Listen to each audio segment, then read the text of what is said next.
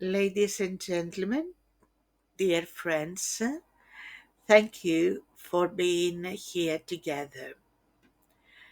We stand at a profound juncture in human understanding, a moment where science, philosophy, history, art converge to reshape our view of life's beginnings.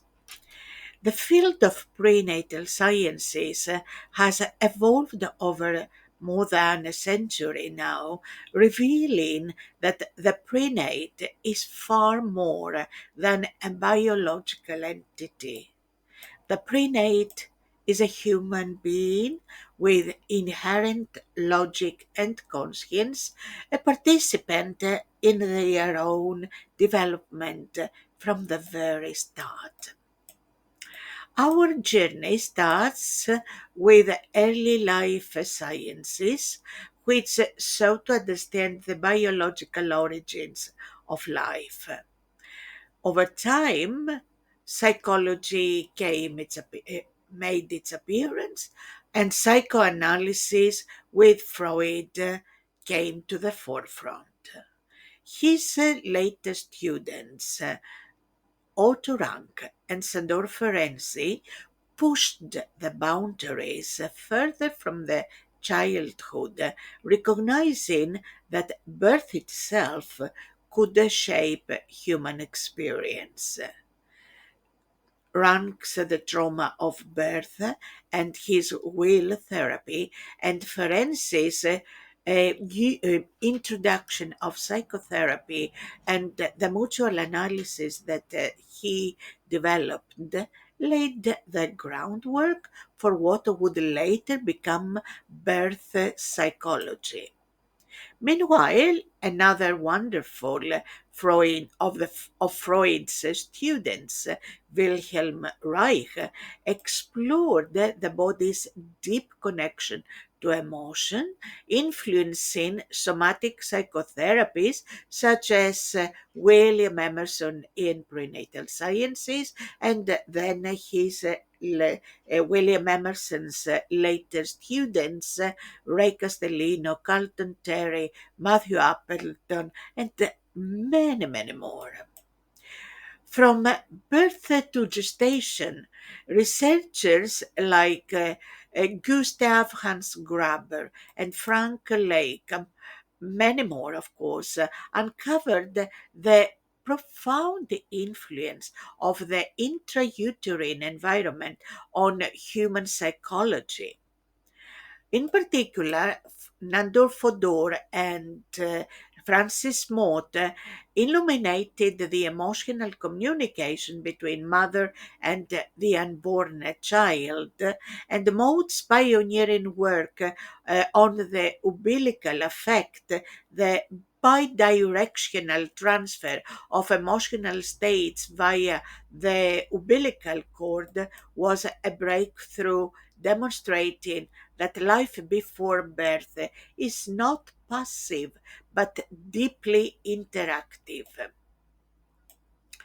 The post war world accelerated the exploration of prenatal life. In the Soviet Union, the need for repopulation spurred the development of the psychoprophylactic method of childbirth, later known in the West as the Lamaze method.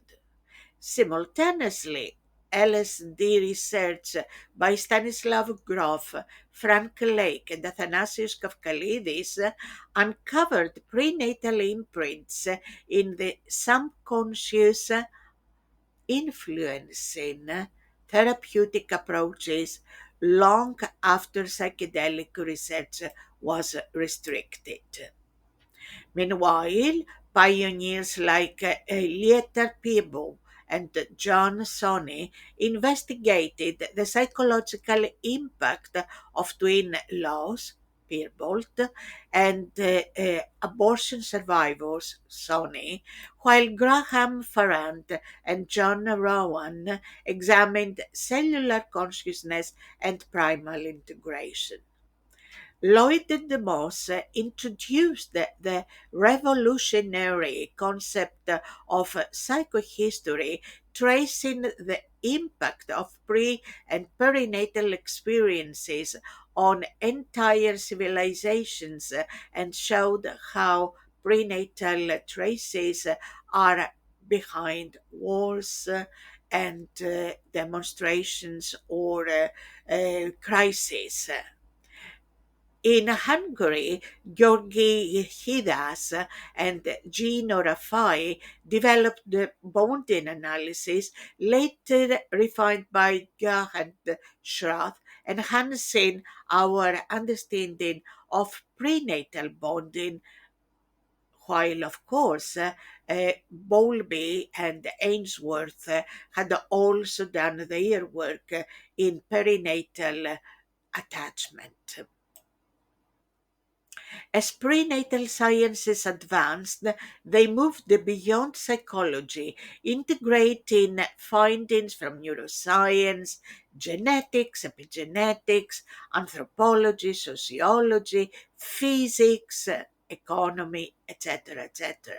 The need for a transdisciplinary approach was championed by Peter Feder Freiberg and further implemented by me.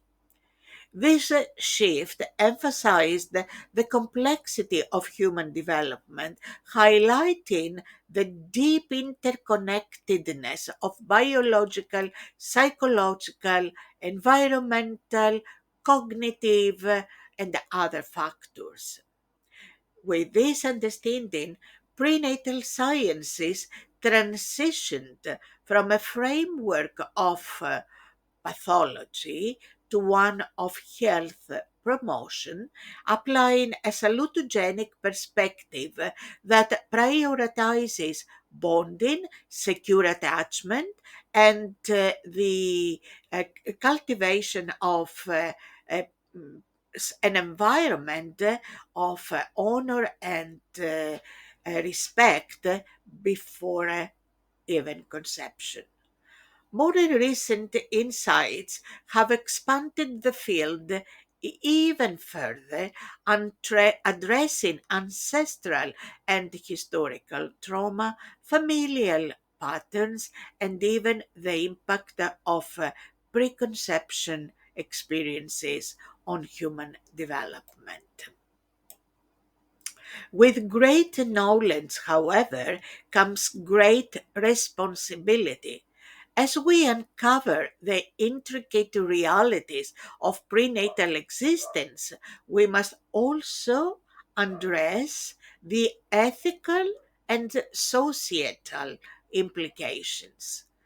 The time has come to expand the discussion of human rights to include the inborn child.